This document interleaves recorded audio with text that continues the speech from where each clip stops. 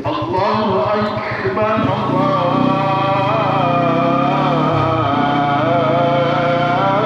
أكبر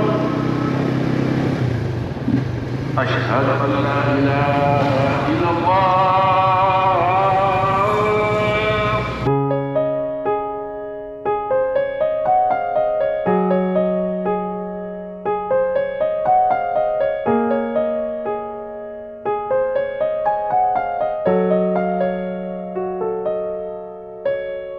Pekan Ijuk Selangor dahulunya hanya sebuah pekan lama kecil yang sunyi.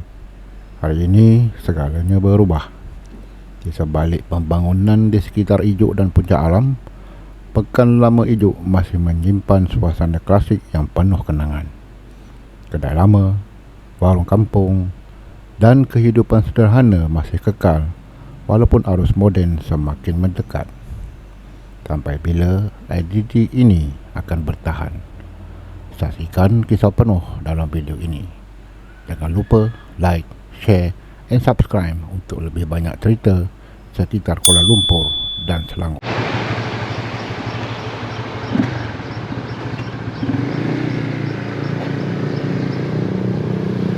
Okey, Assalamualaikum dan macam biasa berjumpa lagi di channel saya, Street File Jajak Kata Riti.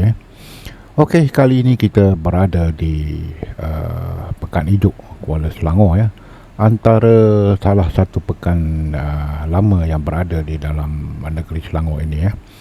Hari ini kita nak tengok Pekan Lama Ijuk.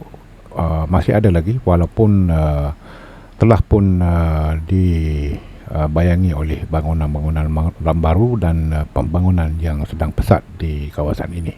Ya, mari kita sama-sama tengok keadaan di Pekan Ijuk terkini.